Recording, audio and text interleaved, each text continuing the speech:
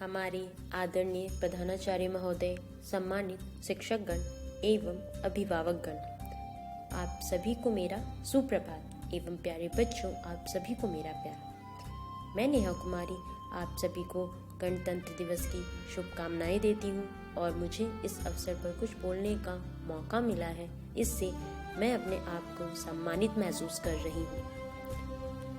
इस वर्ष हम अपना 72वां गणतंत्र दिवस मना रहे हैं।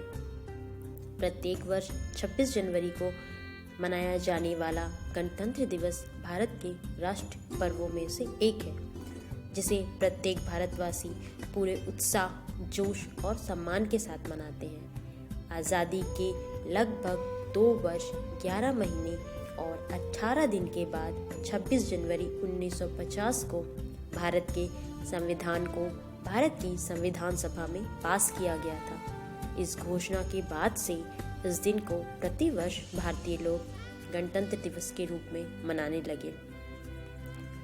हमारे प्रथम राष्ट्रपति डॉक्टर राजेंद्र प्रसाद जी ने कहा था, हमारे महान और विशाल देश के अधिकार को हमने एक ही संविधान और संघ में पाया है, जो देश में रहने वाले सभी नागरिकों के कल्याण की जिम्मेदारी लेता है।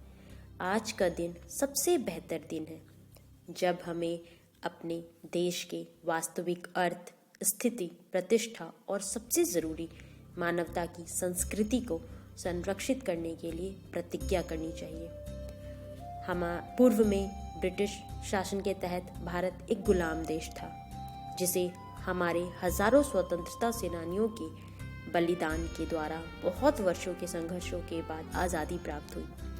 इस संविधान ने दुनिया के किसी भी देश से बढ़कर इस देश के वासियों को समता, रोजगार, धन, सुरक्षा, वोट और न्याय के अधिकार दिए हैं, जिसके कारण इस देश को आगे बढ़ाने में हर व्यक्ति का उतना ही महत्व है जितना कि सत्ता पर बैठे हमारे नेता।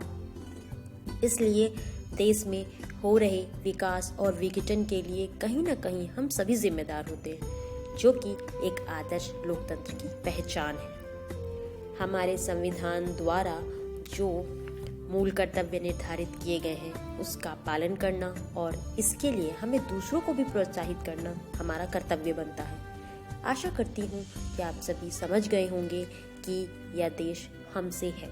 इतना कहकर मैं अपनी वाणी को विराम देना चाहूँगी। जय हिंद, वंदे मातरम। धन्यवाद।